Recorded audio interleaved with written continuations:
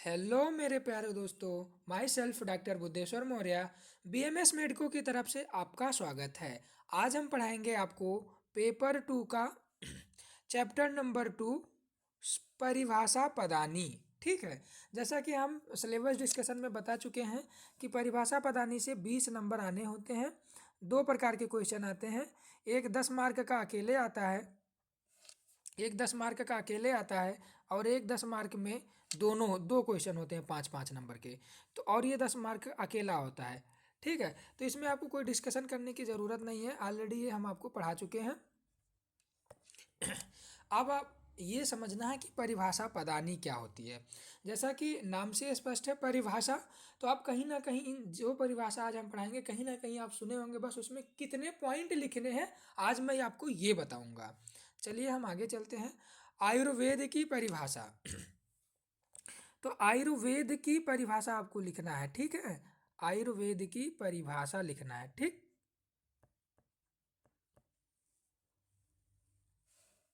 एक बार मैं आपको ऐसे श्लोक सुना रहा हूँ। हिता हितम सुखम दुखम आयुस्तस्या हिता हितम मानम च तत्र यत्रोक्तम आयुर्वेद सा उच्यते। अब हम आपको श्लोक लाइन टू लाइन रीड करते हैं। देखिए, हिता हितम सुखम दुखम आयुस्तस्य हिता हितम मानम च तच्च यत्रोक्तम आयुर्वेद सा उच्यते। चरक सूत्र स्थान 1/41 में इसका रेफरेंस मिलता है। आप सभी हम सभी लोग आयुर्वेद के स्टूडेंट हैं, तो आयुर्वेद की परिभाषा जनरली लोग पूछता है तो क्या बोलते हैं? हिता हितम सुखम दुखम आयुस्तस्या हिता हितम मानम च तच्च यत्रोक्तम आयुर्वेद सा उच्यते। ठीक। अब देखिए, यहाँ पे आपको श्लोक याद है तो बहुत अच्छी बात है, नहीं याद है तो आप उस चीज़ की परिभाषा लिखें। जैसे आप किसी को हिताहितम नहीं याद है तो आयुर्वेद की परिभाषा की जगह पे आप क्या लिखें, सुनिए। जिस शास्त्र में हित आयु, अहित आयु, सुख आयु तथा दुख आयु, इन 4 प्रकार की आयु का वर्णन किया गया हो तथा आयु का मान बताया गया हो तो उसे आयुर्वेद कहते हैं।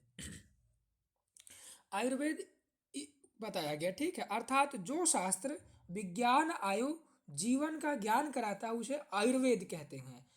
आयु के हित का विचार जिसमें हो तथा दीर्घ आयु की प्राप्ति जिसे हो उसे हम आयुर्वेद कहते हैं। आयुर्वेद की परिभाषा में इतना पॉइंट लिखना है। एक बात आप हमेशा ध्यान दीजिएगा, सिंगल परिभाषा कभी नहीं पूछेगा। ठीक है। आगे चलते हैं। पंच महाभूत। अच्छा ये बताइए आप, पंच महाभूत से आप क्या समझें? पंच महाभूत, देखिए पंच महाभूत ये हमारी डेफिनेशन है। पंच महाभूत, भूत शब्द भू धातु में कत प्रत्यय लगकर बना है। आकाश, वायु, अग्नि, जल, पृथ्वी, ये 5 होते हैं। इन 5 महाभूतों से मिलकर सृष्टि के का प्रत्येक पदार्थ बना है।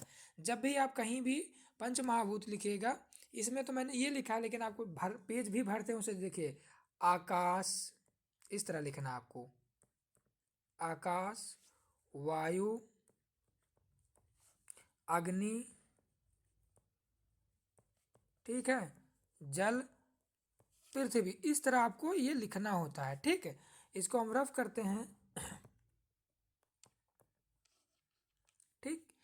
तो यहाँ आपको समझ में आ गया होगा कि क्रम से आकाश, वायु, अग्नि, जल, पृथ्वी। देखिए, अब ऐसे समझने के लिए तो बहुत कुछ होता है। ठीक है। जैसे हम पंच महाभूत को आपको समझाना चाहते हैं कि चेतना का अधिष्ठान और पंच महाभूत रूपी विकारों का समुदाय शरीर होता है। हमारे शरीर में देखिए, एक धातुआत्मक, षड धातुआत्मक, चतुर्विंशत और पंचविंशत, इस प्रकार से हमारा शरीर ये होता है पुरुष। तो चेतना का अधिष्ठान और पंच महाभूत का अधिष्ठान हमारा शरीर है। यह शरीर समयोगवाही होता है, अर्थात 7 समयोगवाही, 7 धातु 3 दोष योम मलों के साम्य अवस्था में रहने की गति करता है। अभी आपको आगे आएगा कि स्वास्थ्य की परिभाषा लिखिए। स्वास्थ्य की परिभाषा का श्लोक, स्वास्थ्य की परिभाषा का श्लोक बताया जाएगा। सम दोषा सम अग्निश्च सम धातु मलक्रिया प्रसन्न आत्म इंद्रिय सत्व आत्म, इस तरह चैतन्य दृष्टो पश्यत ही क्रिया, इस तरह से आपको श्लोक बताया जाएगा। अभी वहाँ हमें इस श्लोक का यहाँ पे जरूरत नहीं है, बस पंच महाभूत में क्या होता है आपको मैंने समझाया। आगे चलेंगे। त्रिगुण, देखिए ऐसे तो लिखने को आदमी कुछ भी लिख सकता है, आपको इस नाम से ज्यादा मिलेगा, ठीक है। महागुण, महागुण हमारे तीन होते हैं, सत्व रज तम। ये तीन द्रव्य प्रकृति के मूल उत्पादक माने गए हैं। सत्व मतलब होता है निर्मल निर्विकार प्रकाश स्वरूप होता है। रज का मतलब होता है यह मनुष्य को कर्म करने के लिए प्रेरित करता है, ठीक है। और तम का मीनिंग होता है यह अज्ञानता को उत्पन्न करता है, यह प्रकृति का जड़ता का मूल कारक होता है, ठीक है, मूल भाव होता है। देखिए ऐसे सत्व रज तम आप क्रिया शरीर में फिजियोलॉजी में बहुत अच्छे से आपने पढ़ा है, तो यहाँ ज़्यादा समझाने की ज़रूरत नहीं है, बस आपको मैं दिखा रहा हूँ। श्लोक याद है तो अच्छी बात है, नहीं याद है तो उसकी हिंदी एटलीस्ट यहाँ लिखनी पड़ेगी। अब जैसे अगला पॉइंट हमारा है दोष। दोष अगला पॉइंट हमारा है सॉरी।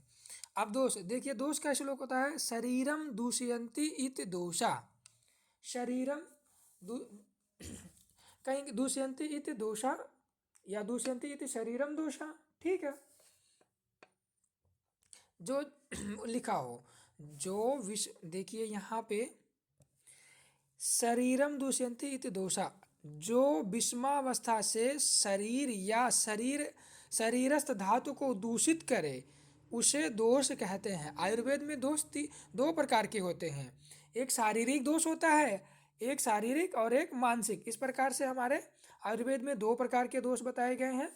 शारीरिक में हमारे वात पित्त कफ आते हैं और मानसिक में सत्व रज आता है। सत्व रज तम में सत्व को नहीं रज और तम दोष माने गए हैं, ठीक है। अब देखिए फिर एक श्लोक के माध्यम से आपको बताएंगे वायु पित्तम कफ शेत त्रयो दोषा समासिता। इसको आप मार्क कर लीजिए, इंपॉर्टेंट श्लोक है। वात पित्त कफ ये तीन शारीरिक दोष माने गए हैं, रज एवं तम मानसिक दोष माने गए, ठीक। इस तरह से आपको दोष भी यहाँ समझ में आ गया। अब क्रिया शरीर में दोष के बारे में आपने डिटेल पढ़ा है, यहाँ शॉर्ट फॉर्म में पढ़ना है। मल, वात पित्त कफ गया मलनीकरणान मला, ठीक है। मल की डेफिनेशन ये है, वात पित्त कफ शरीर को मलिन करने के कारण इन्हें मल कहा गया है। मल तीन है, मूत्र पुरीस और स्वेद। मल तीन होते हैं हमारे, मूत्र पुरीस और स्वेद, इतना लिखा है। अब दूष्य, आगे चलते हैं हम।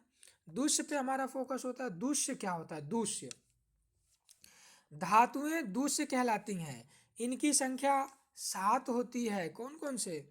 रस, मैंने लिखा नहीं है उतना आपको याद होना चाहिए। रस, रक्त, मांस, मेद, अस्थि, मज्जा, शुक्र। दोषों द्वारा प्रदूषित होने के कारण इन रचनात्मक धातुओं को दूष्य कहते हैं।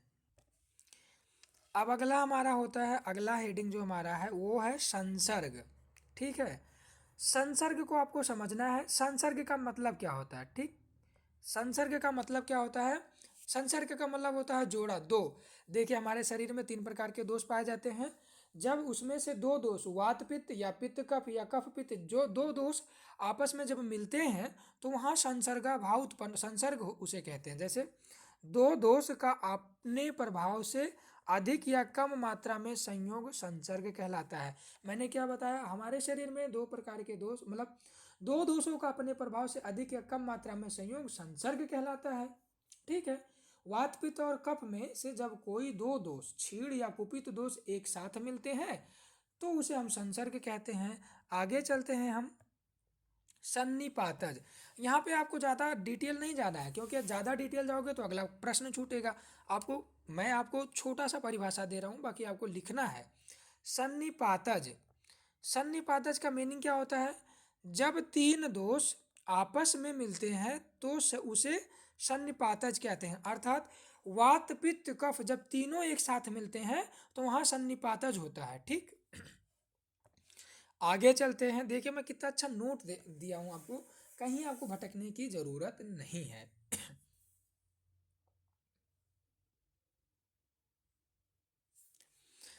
अब आपको द्रव्य की परिभाषा लिखनी है, ठीक है। अगला हेडिंग आपका क्या है, द्रव्य। यहाँ आपको समझना है द्रव्य किसे कहते हैं। तो सबको ये श्लोक याद होना चाहिए। देखिए एक बार मैं पहले से जो रीड कर देता हूँ जल्दी में, फिर पॉइंट करते हैं। यात्रा शीता कर्म गुणा कारणम समवायी यत तत द्रव्यम। इसका रेफरेंस हम आपको बता दें, ये रेफरेंस है आपका चरक सूत्र 1/51, 1/51। चरक सूत्र, चरक सूत्र 1/51, ये इसका रेफरेंस है। अब आपको यहाँ समझना है,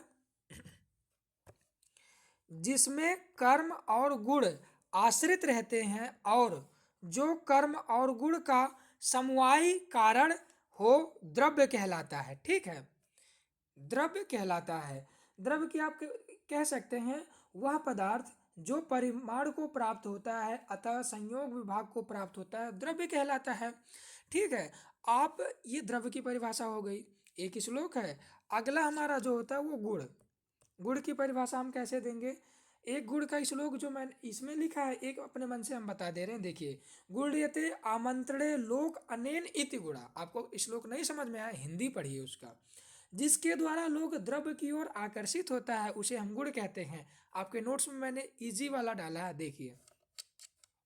समवायी तू निश्चेष्टा कारणम गुणा। समवाय संबंध वाला चेष्टा रहित कारण गुण कहलाता है, ठीक है। अब गुण में और क्या आप कह सकते हैं, आप हिंदी में देखिए क्या क्या क्या लिख सकते हैं अपने मन से, ऐसे समझ लीजिए गुण के सम लिखना है। नाना द्रव्यों में आश्रित गुणों का ज्ञान उनके कर्मों से जाना जाता है। तो आप गुण चरक सूत्र 1 में अर्थात दीर्घम जीवितीय में आपको बताया गया है, या आप पदार्थ विज्ञान जब पढ़ेंगे उसमें भी आपको द्रव्य बताया गया है, गुण बताया गया, कर्म। या आपको उसको हम रिवाइज करा रहे हैं, समझ लीजिए कर्म, ठीक है। परिभाषा पदानी नामी है परिभाषा, प्रयत्न आदि कर्म चेष्ट मुच्यते, ठीक है। प्रयत्न आदि द्वारा की गई चेष्टा को कर्म कहते हैं, ठीक है। ऐसे कर्म तो 5 प्रकार के जनरली बताए गए हैं। सुश्रुत ने कर्म को 8 प्रकार से माना है, पदार्थ विज्ञान में बताया गया है, पढ़ाया गया। और सुश्रुत, देखिए सुश्रुत ने 8 प्रकार के कर्म बताए हैं, चरक ने 5 प्रकार से कर्म बताए हैं। यहाँ कर्म के भेद को हमें नहीं बताना है। वैसे कर्म में उत्क्षेपण, अवक्षेपण, कर्माकुंचन, प्रसारण, गमन, ये 5 प्रकार के चरक के होते हैं। सुश्रुत ने 8 प्रकार के बताए हैं, जिसमें सूचर वगैरह सभी कर्म होते हैं, ठीक है। आगे चलते हैं।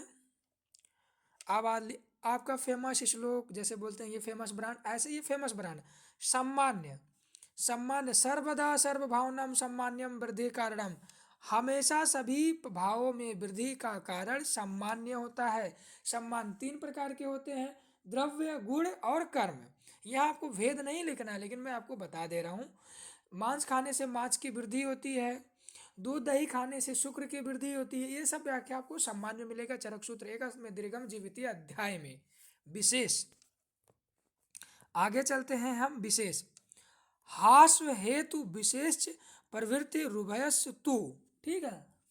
प्रवृत्ति रुभयस तु में बताना है आपको इसमें कि विशेष की श्लोक क्या है। तो आपको विशेष का श्लोक ऑलरेडी हो चुका है और ये भी चरक ने ही बताया है, ठीक है। और विशेष भी हमारा 3 प्रकार का होता है, द्रव्य, गुण और कर्म।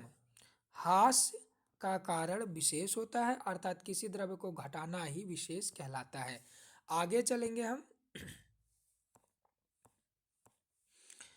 आगे चलेंगे हम लघु। लंघने लघु, सबसे आसान फार्मूला आपको लगेगा कि लंघने लघु, ठीक है। लंघने लंघने लघु, ठीक है, सबसे आसान फार्मूला लंघने लघु। जिससे शरीर में लघुता उत्पन्न होता है उसे लघु कहते हैं। जिससे शरीर में लघुता उत्पन्न होता है उसे हम लघु कहते हैं। या एक श्लोक और छोटा सा डाल सकते हैं, कर्माण शक्ति सह लघु। कर्माण, एक श्लोक हम आपको और समझा दे रहे हैं, देखिए। कर्माण, यहाँ लिख दीजिए कर्माण।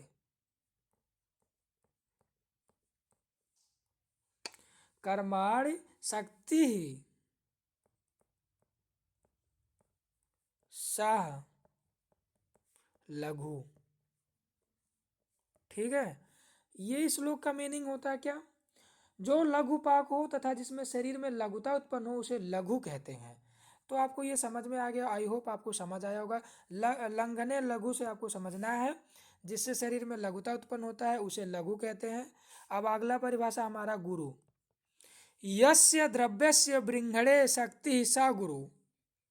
ये हमारा श्लोक जो होता है अष्टांग हृदय सूत्र स्थान में बताया गया 1/18। हेमाद्री के टीका में इन्होंने अपना उल्लेख किया है। तो इसका जो रिफरेंस है कहाँ का है? अष्टांग हृदय सूत्र स्थान 1/18 में आपको बताया गया है। ठीक है, 1/18 में आपको ये बताया गया है। जिस गुण के में शरीर में बृंगण करने की शक्ति हो गुरु कहलाती है। ठीक है, आपको यहाँ परेशान बिल्कुल नहीं होना। जो गुरु पाक हो, शरीर में गौरव उत्पन्न करे, गुरु कहते हैं।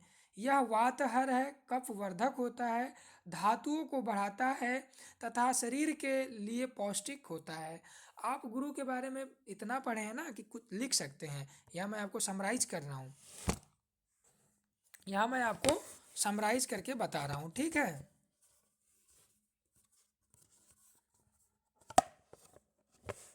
आगे चलेंगे हम प्रकृति पे। प्रकृति क्या बताती है आपकी? देखिए, एक प्रकृति तो विभिन्न प्रकार की होती है। ठीक है, लेकिन यहाँ हमें कौन सी प्रकृति लिखनी है ये ध्यान देनी है। प्रकृति प्रकरोत इत प्रकृति, फेमस श्लोक प्रकृति की निरुक्ति। प्रकरोत इत प्रकृति, जो अन्य तत्वों को उत्पन्न करती है प्रकृति कहलाती है। जो अन्य तत्वों को उत्पन्न करे प्रकृति कहलाती है। देखिए, जो स्वभाव उनमें जो स्वभाव होता है उसी प्रकृति कहते हैं। आहार द्रव्यों में, औषध उपयोगी द्रव्यों में स्वभाव से रहने वाले गुरु लघु आदि का गुण आपको समझना है कि मूंग लघु होता है, उड़द गुरु होता है, आग गर्म होता है, पानी ठंडा होता है, ये उसकी प्रकृति होती है। विकृति विकृति ही विकारा, अर्थात विकृति को विकार कहते हैं। जो सामान्य स्थिति से भिन्न हो विकृति कहते हैं। आप ऑलरेडी पढ़ के आए हैं चय और या संचय। देखिए, वात का संचय, पित्त का संचय, कफ का संचय। ठीक है, अलग अलग ऋतुओं में अलग अलग बताया गया है। ठीक, संचय और प्रकोप किसे कहते हैं? ठीक है, हम आपको यहाँ छोटा सा श्लोक लिखेंगे। चयो वृद्धि स्वधामन्यो। ठीक है, स्वधामन्यो। देखिए, मैं एक छोटा सा श्लोक लिखूंगा आपके लिए। चयो चयो वृद्धि, अरे चयो वृद्धि, चयो वृद्धि स्वधा। आप लिखने का स्टाइल भी सीख जाइए इसी तरह से। स्वधा धा स्वधा। ठीक है, मन्ने। ये हमने आपके लिए श्लोक लिखा है। संचय का, दोषवर्धक निदानों के सेवन से दोषों का अपने प्राकृतिक स्थानों में वृद्धि को प्राप्त होता है तो संचय कहते हैं। ठीक, संचय इसी को बताया गया है, इसलिए श्लोक भी हमने डाल दिया है। श्लोक का रेफरेंस भी आपको बता दे रहे हैं, 12/22 अष्टांग हृदय सूत्र स्थान। यह श्लोक जो आया है 12/22 है। ठीक है, 12/22 अष्टांग हृदय सूत्र स्थान, अष्टांग हृदय सूत्र स्थान। मैं ज़्यादा इसलिए श्लोक आपको नोट्स में नहीं दे रहा हूँ ताकि आप कंफ्यूजन ना हो। और संचय प्रकोपावस्था तो आप अष्टांग हृदय पहले अध्याय में ही आपको बताया गया है। प्रकोपा में बताया गया है क्या? विलयन रूप वृद्धि प्रकोपा, जो फेमस श्लोक होता है विलयन रूप वृद्धि प्रकोपा। विलयन रूप, लिखिए मैं ऊपर लिख दे रहा हूं, विलयन रूप वृद्धि प्रकोपा। ठीक है, आपको यहाँ समझना है। ठीक है, मैं लिख दे रहा हूँ, आप फिर से रिपीट करिए। विलयन रूप वृद्धि प्रकोपा, आप समझना है, मैं मिटा दे रहा हूँ, अच्छा लगे नोट्स आपको। ठीक है, वातादि दोषों का जो उन्मार्ग गमन होता है वह प्रकोप कहलाता है। ठीक है, आपको श्लोक वर्ड नहीं समझ में आ रहा तो हिंदी से लिखिए, कोई दिक्कत नहीं है। परसरा मतलब होता है फैलना। इस अवस्था में परसरा का मतलब होता है फैलना। इस अवस्था में दोष प्रसरित होकर पूरे शरीर में फैलता है। ठीक है। स्थान संचय, आप जब पढ़ेंगे संचय प्रकोप परसरावस्था या उसके बाद दोष दोष संरचना को स्थान संचय कहते हैं। वेदावस्था और व्यक्तावस्था, ये षड क्रिया काल होती है। क्रिया शरीर में आप स्थान संचय या दोष दोष समूर्छना के अंतर्गत इसको हम पढ़ाते हैं। जहाँ दोष और दूष्य का संचय एकत्र हो जाता है, मिलन होता है, वह स्थान संचय कहलाता है। एक स्थान विशेष पर दोष रुक कर व्याधि उत्पन्न करते हैं तो अवस्था को स्थान संचय कहते हैं। यहाँ आपको बिल्कुल घबराने की बात नहीं है। अब बोलता है कि दोष गति किसे कहते हैं, तो कोई ज़रूरी नहीं है कि आप श्लोक ही याद कर लें। देखिए, दोष गति को आचार्यों ने अलग अलग माना है। मैंने अपने नोट्स में जो डाला, देखिए प्रथम में पे लिख दिए कि क्षय दोष गति, क्षय वृद्धि के आधार पर क्षय होता है, स्थान होता है वृद्धि को, एक होता है दोष गति के भेद कोष्ठ शाखा मर्मस्थ संधि। ये चीज़ आपको चरक सूत्र स्थान 11वें अध्याय में पढ़ाया जाएगा। ऊर्ध्व गति, अधो गति और त्रियक गति। ठीक है, इसकी डेफिनेशन हम आपको हिंदी में समझाते हैं। शरीर में दोष सर्व शरीर में भ्रमणशील रहता है। शरीर को स्वस्थ रखने के लिए विकृति अवस्था शरीर को व्याधिग्रस्त करने में अति महत्वपूर्ण भूमिका निभाता है। दोनों अवस्थाओं में दोष शरीर में सर्वत्र भ्रमण करते हुए विभिन्न प्रकार की गतियां उत्पन्न करता है। आपको श्लोक कहिए तो श्लोक बोल दूं। इसका श्लोक है क्षयस्थानं च वृद्धश्च दोषणं त्रिविधा गता ऊर्ध्वा चाधश्च त्रियक च विज्ञयो त्रिविधा अपरः त्रिविधा चापरा कोष्ठ शाखा मर्मस्थ संधिश्च इत्युक्तम विधिभेदनम दोषाणाम त्रिविधि गता। तो आपको इतना लंबा कोई श्लोक जरूरी नहीं है, जिसको याद हो वही लिखे। मैं आगे चलता हूँ। रस, अभी हम पढ़ के आए हैं रस आस्वादते इत रसा। अब यहाँ अगर आपको डालना हो तो डाल सकते हैं। रसना के अर्थ का नाम रस है। रस का आधार जल तथा पृथ्वी है। ठीक है, तो आपको रस यहाँ समझना है। रस हमारे 6 होते हैं, आपको भी पता है रस 6 होते हैं। मधुर, अम्ल, लवण, कटु, तिक्त, कषाय। हमेशा क्रम याद होना चाहिए। रस की संख्या 6 होती है। ठीक। वीर्य, वीर्य तु क्रियते एन या क्रियत। ठीक है, द्रव्य जिसके द्वारा कर्म संपादन में समर्थ होता है उसे वीर्य कहते हैं। अगर आपको फिर हम हिंदी में समझाना चाहें तो क्या कहेंगे?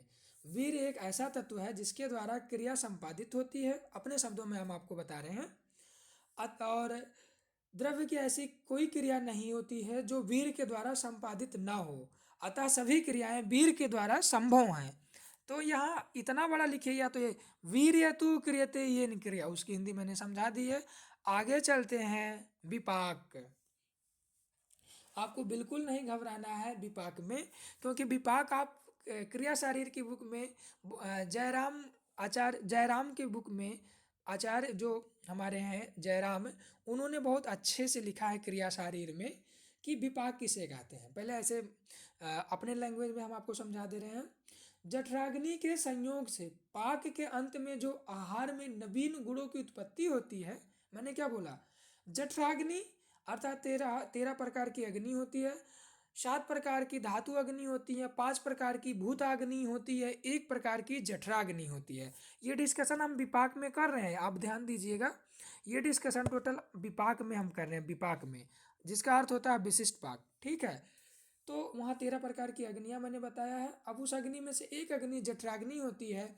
जठराग्नि के संयोग से पाक के अंत में जो आहार में नवीन गुणों की उत्पत्ति होती है उसे विपाक कहते हैं। मैंने जो नोट्स में लिखा उसको रीड कर रहे हैं। देखिए, सेवन किए गए मधुर आदि 6 रस वाले द्रव्यों का सेवन महास्रोतस में जठराग्नि द्वारा परिपाक होकर अंत में जिस रस विशेष की उत्पत्ति होती है उसे विपाक कहते हैं। उसे हम क्या कहते हैं? विपाक। आगे चलते हैं कार्य कारण भाव। कार्य कारण भाव को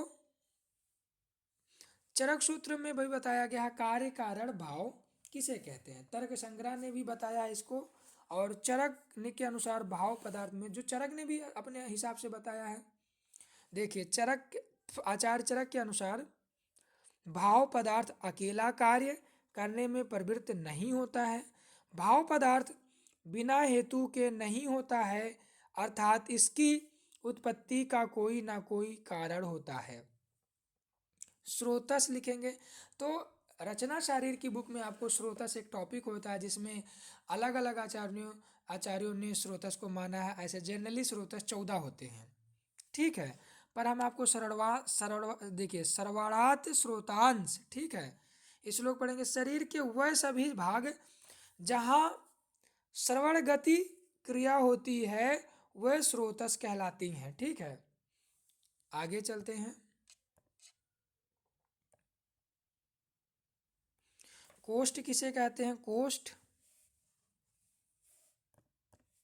ठीक है। कोष्ठ हम किसे कहेंगे? देखिए, मैंने जो लिखा है, कोष्ठ का अर्थ होता है संदूक या पेटी। ये एक रचना शारीर की बुक में पढ़ाया जा चुका है, जिसमें कोई वस्तु या पदार्थ सुरक्षित रखी जाती है, कोष्ठ कही जाती है। आम, आमाशय में जो अपक्व रस धातु रहता है उसे आम कहते हैं, ठीक है। ऐसे देखिए, अगला पॉइंट हमारा है विरुद्ध अन्न या विरुद्ध विहार। विरुद्ध विहार जो हमारे होते हैं, टोटल 18 प्रकार के बताए गए हैं। विरुद्ध आहार, अन्न विहार 18 प्रकार के होते हैं, पर यहाँ डेफिनेशन देने हैं, नॉट उसके टाइप बताने हैं। देह की धातुओं के विपरीत गुण वाले द्रव्य शरीर की धातुओं के विरुद्ध हो जाते हैं, तो वहाँ हमारा विरुद्ध आहार कहलाता है, ठीक है। विरुद्ध आहार आपको ध्यान देना है, विरुद्ध आहार कहलाता है। अब जो आहार द्रव्य शरीर में दोषों को कुपित कर दे परंतु शरीर से बाहर नहीं निकले, वे सब अहितकारी होते हैं। अहितकारी, वो सब क्या होते हैं? अहितकारी। चलिए आगे हम चलते हैं। आपको विद्राही, ये विदाही होता है, विद्राही या विदाही एक होता है, ठीक है। जिस औषध द्रव्य के सेवन से दाह उत्पन्न हो उसे विदाही गुण युक्त द्रव्य कहते हैं, ठीक है। हम उसके बाद आपको परिभाषा में ले चलते हैं विष्टम्भी, ठीक है। ये देखिए मिसप्रिंट हो गया है, ये विष्टम्भी गलत लिखा है मैंने, गलत टाइप हो गया है। विष्टम्भी, आपको ये हेडिंग ध्यान देना है। विष्टम्भी जो मैं लिख रहा हूँ उसमें मूर्धन निशा, जैसा कि मैंने वर्डों को बताया, देखिए विष्टम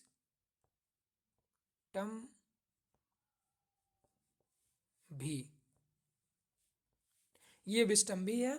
तो आपको नोट्स में भी जाकर ध्यान दे लेना है।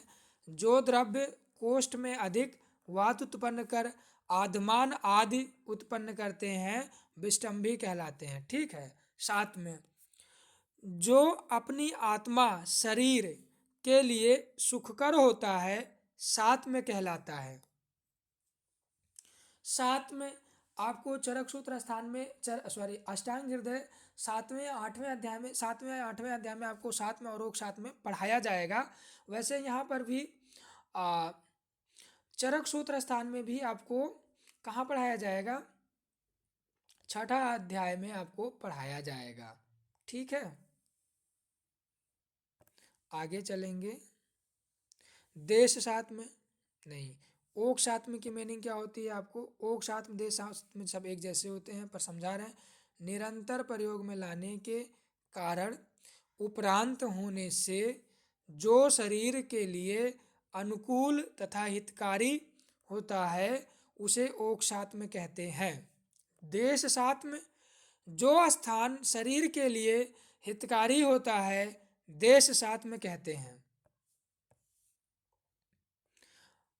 अत्यशमन, मात्रा से अधिक भोजन का सेवन अत्यसन कहलाता है। अध्यसन, अत्यसन नहीं, ये अध्यसन है। आप यहाँ नोट्स में जाकर आपको करेक्ट करना है, ये अध्यसन है।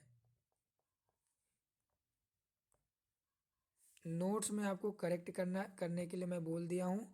अध्यसन है, यहाँ आपको करेक्ट करना है। अध्यसन यहाँ पे आपको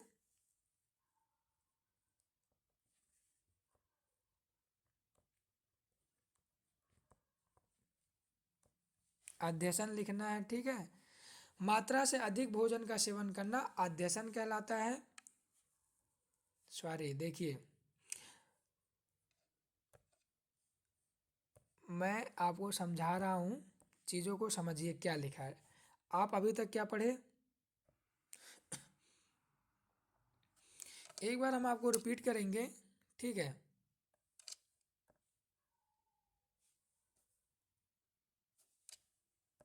हम आपको यहाँ से फिर से रिपीट कर रहे हैं।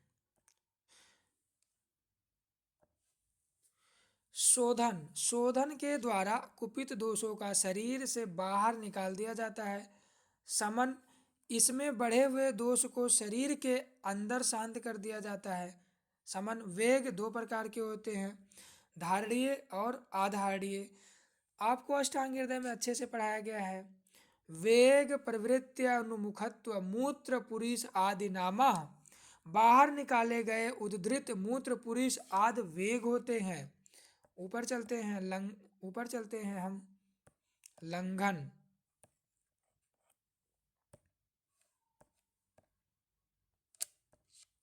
जो देह में लघुता उत्पन्न करे लघु कहते हैं। जो देह में स्थूलता उत्पन्न करे वह बृंहण होता है, ठीक है। जो द्रव्य जिस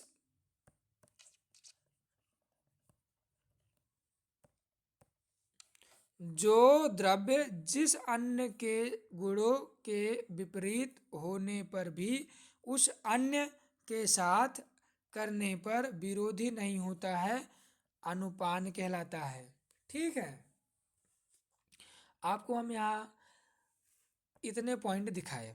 देखिए अब शुरू से एक बार हम क्विक रिवीजन करते हैं। देखिए परिभाषा पदानी को मैंने अच्छे से समझाया, उसके बाद ये पेज है, फिर ये पेज है, तत्पश्चात ये पेज आया, ठीक है।